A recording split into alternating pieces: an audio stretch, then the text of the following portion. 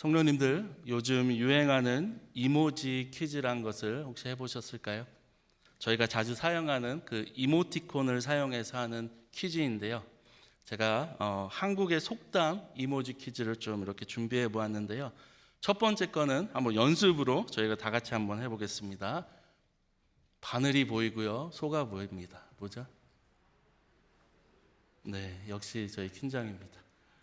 다음 두 번째 질문은요, 우리 오늘 귀한 찬양을 해주신 우리 제 2교구 지도원분들이 한번 맞춰주시면 좋겠습니다. 다음 사진 볼까요? 뭐죠?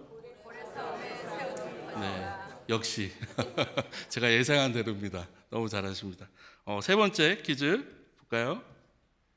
뭐죠? 떡이 있고요. 네, 맞습니다. 그림의 떡. 네, 어렵지 않죠? 그래서 너무 잘 맞히셔서 제가 조금 이번에 어려운 퀴즈를 한번 내보겠습니다. 한번 네 번째, 금이 있고요. 네, 맞습니다. 그리고요, 이제 마지막 다섯 번째 퀴즈인데요.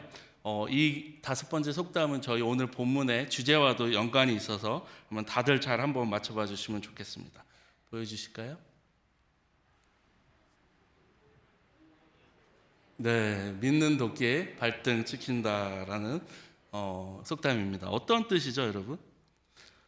내가 믿고 의지하던 대상에게 오히려 큰 배신이나 해를 당한다라는 뜻이고요. 그렇기에 내가 누구를 믿고 신뢰하는 것의 그 중요성을 알려주는 속담이 바로 믿는 도끼에 발등 찍힌다라는 속담이죠. 그리고 오늘 본문 에스겔 32장도 이 속담의 뜻처럼 누구를 믿고 신뢰하는 것이 왜 중요한지 그 이스라엘 백성들을 통해 볼 수 있는데요. 이 시간 그들이 믿었던 대상은 누구였는지, 또 그 결과는 어떠했는지 함께 보며 이 아침 저의 신앙을 돌아볼 수 있는 시간이 되기를 소망합니다. 본문 1절입니다. 12째 해 12째 달 초하루에 여호와의 말씀이 내게 임하여 이르시되. 하나님은 에스겔 선지자에게 이스라엘 백성에게 전할 그 말씀을 주시죠. 또 저희는 언제 이 말씀을 주셨는지도 보게 되는데요. 에스겔 선지자는요, 다니엘과 세 친구들처럼 예루살렘에서 바벨론으로 포로가 되어 끌려왔는데 그때가 주전 597년이었습니다. 그래서 이때로부터 12째 해 12년이 지난 주전 585년에 에스겔은 이 말씀을 받았던 것이죠. 그리고 더 나아가서 저희는요, 이 585년이란 이 연도를 통해서 하나님께서 말씀을 주시는 이 이스라엘 백성이 어떤 상황 가운데 있었는지를 추측해 볼 수 있는데요. 이스라엘 백성에게 주전 585년으로부터 1년 전인 주전 586년에 이스라엘 백성에게 큰 사건이 있게 됩니다. 바로 이방 나라 바벨론이요, 예루살렘과 성전을 파괴하고 1차, 2차 그리고 3차에 이르러 이들을 바벨론으로 포로로 끌고 가는 사건이 있었습니다. 저희는 오늘 본문에 말씀을 받는 그 이스라엘 백성이 무엇이죠? 이방 나라 바벨론에 지금 포로로 와 있고 자신들의 정체성이라고도 말할 수 있었던 그 예루살렘 성과 성전이 무너진 것을 경험한 지 얼마 되지 않은 채 여러 시편에서 볼 수 있듯 이들은 분노, 수치심, 슬픔, 혼돈 가운데 있었던 이들이죠. 그리고 이런 상황에 있던 이들에게 하나님은 이런 말씀을 주십니다. 오늘 본문 11절부터 주 여호와께서 이같이 말씀하셨느니라. 바벨론 왕의 칼이 내게 오리로다. 내가 애굽 땅이 황폐하여 사막이 되게 하여 거기에 풍성한 것이 없게 할 것이며 그 가운데의 모든 주민을 치리니 내가 여호와인 줄을 그들이 알리라. 이는 슬피 부를 노래이니 여러 나라 여자들이 이것을 슬피 부르며 애굽과 그 모든 무리를 위하여 이것을 슬피 부르리로다. 주 여호와의 말씀이니라. 하나님은 이스라엘 백성에게 지금 이들이 끌려와 있는 이 바벨론을 사용하셔서 어떤 한 나라를 칠 것인데, 그로 인해 이 나라가 황폐하게 될 것인데, 이 나라를 위해 이스라엘 백성에게 슬픈 애가를 부르라 라고 말씀하시죠. 그리고 저희는 이 나라가 어떤 나라인 것을 보죠. 애굽입니다. 성도님들, 조금 의아한 말씀이지 않나요? 지금 이스라엘 백성은요, 예루살렘과 성전이 파괴되고 바벨론의 포로로 와 있는 상태입니다.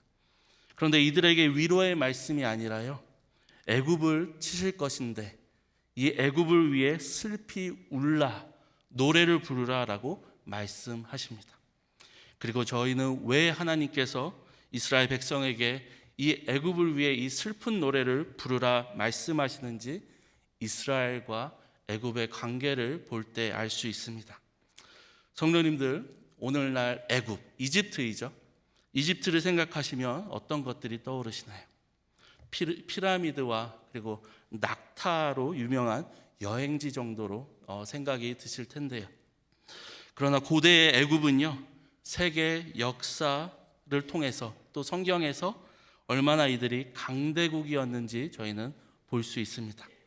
그리고 오늘처럼 나라들이 서로 동맹을 맺는 것처럼 고대의 여러 나라들도요, 이 강대국이었던 애굽과 동맹을 맺고요, 정치적으로 또 군사적으로 도움을 받는 모습이 있었습니다.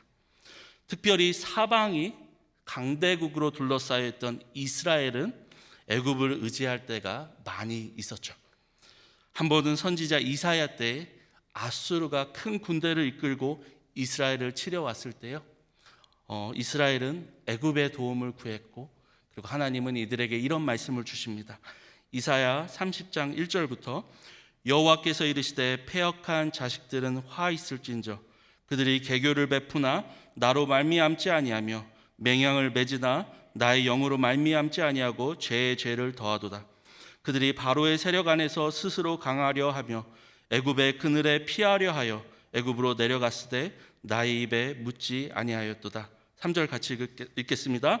그러므로 바로의 세력이 너희의 수치가 되며 애굽의 그늘에 피함이 너희의 수욕이 될 것이라.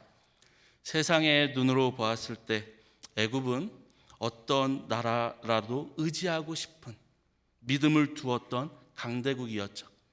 그러나 성도님들, 이스라엘 백성은 다른 나라들과는 달라야 했습니다. 왜 그렇죠?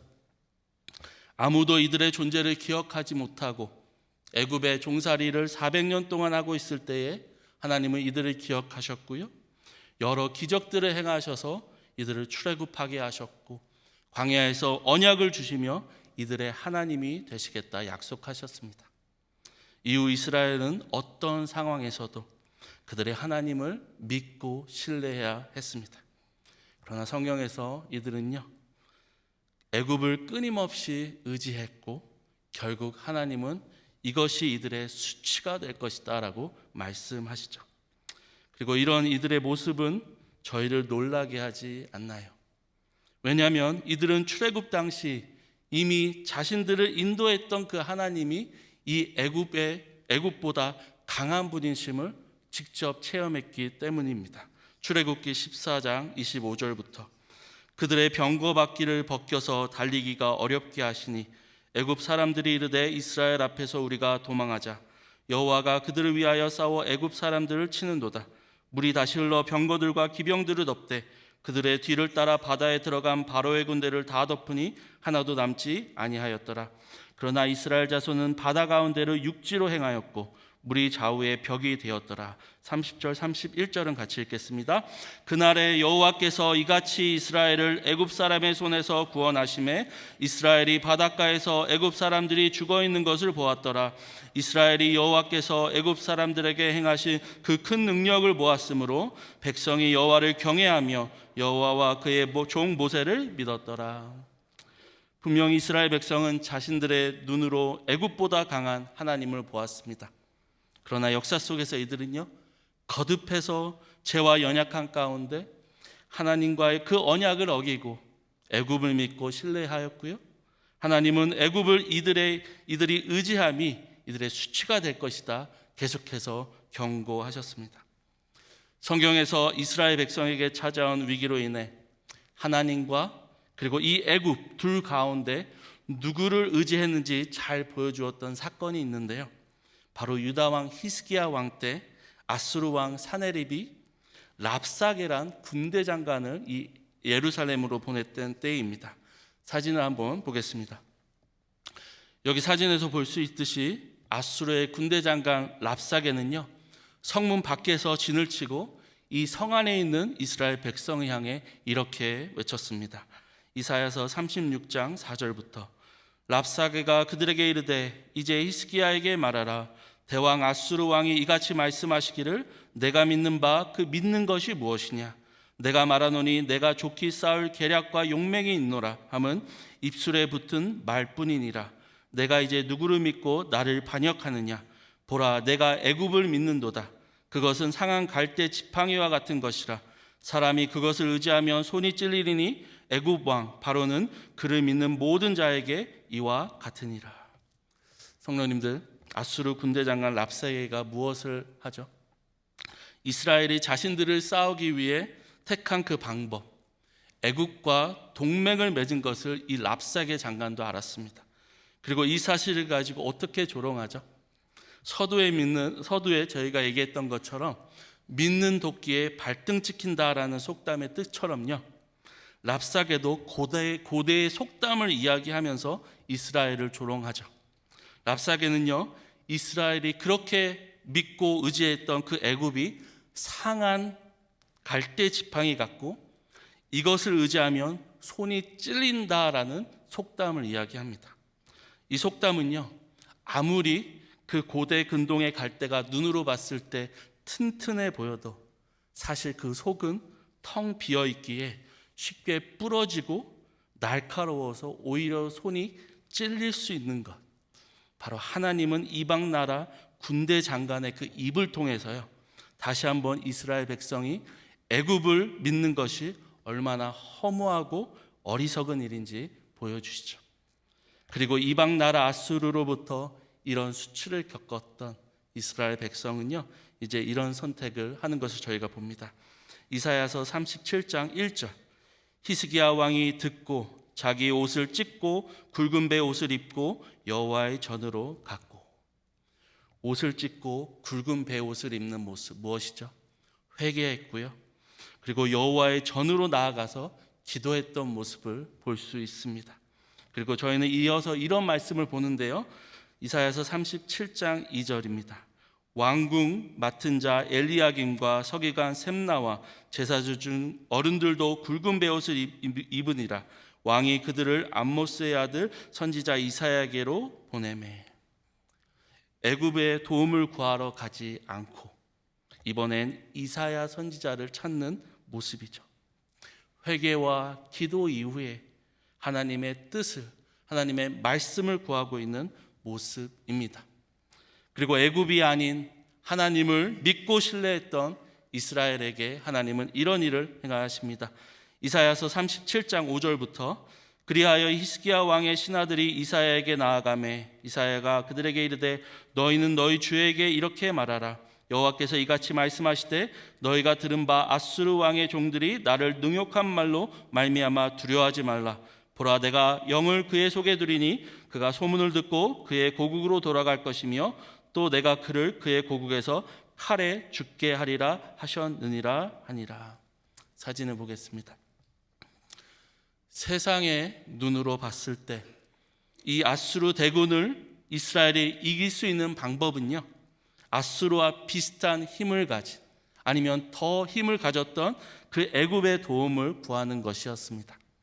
그러나 하나님의 언약 백성 이스라엘은 눈에 보이지 않지만 믿음으로 자신들의 하나님을 믿고 신뢰했을 때 하나님의 능력을 경험했습니다. 이사야서 37장 36절인데요, 저희가 같이 읽어보도록 하겠습니다. 시작. 여호와의 사자가 나가서 아수르 진중에서 18만 5천인을 쳤으므로 아침에 일찍 일어나 본즉 시체뿐이라. 아멘. 그러나 너무 안타까운 사실은요, 오늘 본문이 예루살렘 성과 그 성전이 바벨론에 의해 무너진 이유라고 제가 말씀을 드렸는데, 이 당시 예루살렘에 바벨론이 남겨둔 이스라엘 백성이 있었습니다. 이들은 이곳에서 농사를 지며 살아갔었죠. 이들에게 분명 하나님께서는요, 여러 선지자들을 보내셔서 바벨론이 포로가 70년이 찼을 때에 그 포로됐던 이스라엘 백성이 다시 돌아올 것이고 다시 예루살렘 성전이 재건될 것이란 말씀을 주셨지만요, 이들은 어디로 내려가냐면요, 애굽으로 내려갔습니다. 애굽으로 내려가면 반드시 심판을 받으리란 말씀을 주셨지만 그럼에도 이들은 애굽으로 도망을 갔습니다. 그리고 오늘 이 하나님이 말씀하셨던 에스겔서 32장의 그 심판의 말씀 가운데 이들은 결국 애굽에서 죽게 되었습니다. 그리고 오늘 하나님이 멸망하게 하실 이 애굽을 위해 이스라엘 백성에게 슬피 노래하라 말씀하신 하나님은 지금 바벨론 포로로 끌려와 있던 이 이스라엘 백성에게 무엇을 교훈하고 계시죠? 이들이 믿었던 그 애굽이요, 갈대처럼 강하게 보였을지라도 영원하지 않음을 깨닫고 다시금 하나님만이 이스라엘 백성이 영원히 의지할 유일한 분임을 교훈하시고 계셨습니다. 더 나아가 하나님은 오늘 말씀을 통해 이스라엘 백성들 같이 하나님의 언약 백성, 그분의 자녀가 되었지만 세상에 영원하지 않은 것들을 구하고 의지하는 저희에게도 이것들이 궁극적으로 우리를 구원할 수 없음을, 저희를 지켜줄 수 없음을 알려주십니다. 성도님들의 애굽은 무엇인가요? 오늘도 저희 눈에 애굽의 병거들처럼 저것만 내가 있으면 괜찮을 거야 생각하고 계신 것들이 있으실까요? 요즘 AI가 대세인데 이 AI를 기술을 배우고 내가 AI 스탁, 주식을 사는 것이 저희의 애굽이 될 수도 있고요. 내가 건강만 하면, 내가 이 스펙만 쌓으면 이 세상에서 성공하는 것이 나의 애굽이 될 수 있고요. 내가 저 사람이 나를 도와주기만 하면 이 위기에서 내가 살아남을 수 있을 것 같은데 인맥 또한 저희의 애굽이 되기도 합니다. 수많은 애굽이 저희에게 있을 수 있죠. 이것들이 나쁜 것은 아닙니다. 그러나 만약 이것들이 오늘 이스라엘 백성들처럼 하나님을 잊게 하고 내 삶을 책임져 줄 수 있는 것으로 이것들을 믿고 신뢰한다면 저희는 이것들이 영원한 것이 아님을 기억하며 회개하고 그리고 영원하신 그 하나님만을 붙잡아야 합니다. 하나님만을 어떻게 붙잡을 수 있을까요? 히스기야 왕이 옷을 찢고 베옷을 입었고 회개했던 것처럼 저희는 회개해야 하고요, 성전에 나와 기도했던 것처럼 하나님께 부르짖어야 합니다. 더 나아가 하나님과 그분의 뜻이 기록된 이 말씀을 구하고 읽고 묵상하고 찾아야 합니다.